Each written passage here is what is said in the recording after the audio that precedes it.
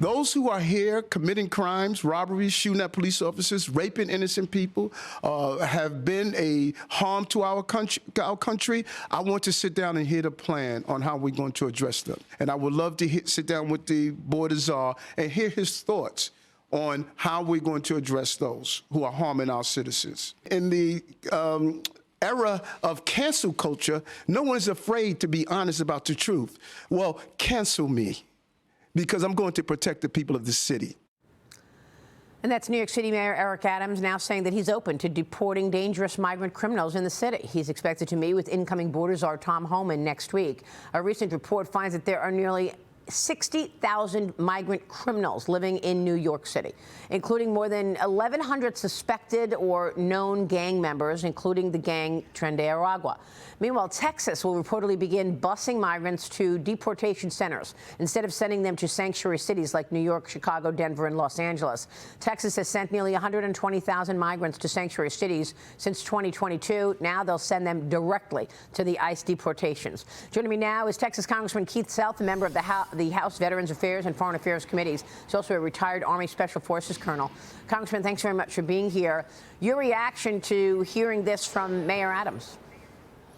Well, the left is being mugged by reality, Maria. I will tell you, they are coming to grips with the criminals and the gangs that they have now imported into their sanctuary cities. This should be no surprise, because when you import the criminals and the gangs, you're going to reap the results of what you sow, and we find that now they are. So it doesn't surprise me at all that they are being mugged by reality. They're going to come to the realization that they must cooperate with the Trump administration to protect their citizens. So this is not surprising at all. So, I mean, what about the fact that we've got all of these criminals in New York running around? I mean, how is this going to work? You're talking about 10 to 15 million illegals in the country on Joe Biden's watch. I mean, are there plans to use the military to round these people up? Well, I don't know what they're going to decide, but Maria, you don't have to be perfect. You just have to be serious about it. You have to get started. I think Tom Homan has already laid out who he's going to start with. So we're going to see the results of this already. Mexico is breaking up migrant caravans that are coming. People will start self-deporting when they realize that we are serious, that the Trump administration is serious. So this has yet to be developed, but I will tell you, it will work if you're just serious and you get about your business and start to deport those people that should be deported. I mean, amazingly, we're just seeing the last remaining House race finally called, with Democrat challenger Adam Gray defeating incumbent California Congressman John Duarte, putting the balance of power at 220 to 215 once the 119th Congress is sworn in. However, the Republican majority will shrink to just 2 seats during the first few months of Trump's term. I want to get your take on that. I mean, it's once again, you're dealing with a very small margin here. New York Congresswoman Elise Stefanik and Florida Congressman Mike Waltz will leave office after accepting roles in the Trump administration. Former Florida Congressman Matt Gaetz resigned before he dropped out of consideration for Attorney General. Those seats are not going to be filled until the spring, although they are expected to remain in Republican control. So what are you doing about this? I mean, President Trump called into a Senate meeting yesterday, reportedly giving senators a pep talk, urging them to be ready to go to implement his agenda on day one. Insiders told me that the incoming Senate Majority Leader John Thune will be pushing immediate legislation focusing on the border security and energy production during the first 30 days of the new Congress. And tax cuts is going to be pushed later in the year, Congressman. When I heard this over the weekend, that extending the tax cuts is not happening until the end of the year, I was shocked. I mean, that's what voters voted for. And it looks like you all are not going to take it up until end of 25. Why? Well, there are the two things that we need to realize here, Maria. One is the people voted for this change.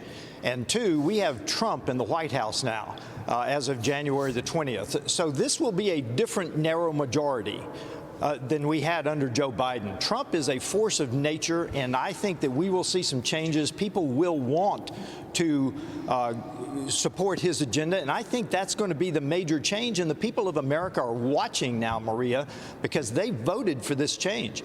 Not one county across the United States flipped to the Democrats, many flipped to the Republicans. We need to remember that the people voted for this change. And I think that we can do all of this Washington talk, but I think that Trump and the movement across America toward conservatism are going to be the active forces that are going to move this forward. Well, how are you going to do that with such a slim majority again? Well, again, we've got Trump in the White House, and he is a force of nature. I think that as he went to the Senate, he's already come before the House Republicans, given us our own pep talk, and I think people will rally around his agenda. And if not, the American people are watching, as I say. But I mean, you're just talking about how the American people are watching and they voted. So then why is the tax cuts, extending the tax cuts all the way at the end of the year? I mean, why not do one gigantic reconciliation rather than being forced to do two reconciliations? No, I will tell you, the House is actively working on reconciliation right now. In fact, we have a meeting either today or tomorrow to discuss reconciliation again. The House is moving quickly on reconciliation. I have no idea what the Senate is doing. I know the Senate does one thing better than anybody else in the nation, and that's spend money. But we are going to get reconciliation on the table, and frankly, we're going to have to come to agreement with the Senate before we can move forward. But I think that's going to happen. I really do. Yeah, no, but my point is, will the reconciliation over the near term include extending the tax cuts? Why is that all the way at the end of the year? I have no idea, Maria, because the tax cuts we've got billions and billions of dollars that will fall to the taxpayers almost immediately if we do not extend the Tax Cuts and Jobs Act. That is a mandatory mission for this Congress, for the 119th Congress. Right.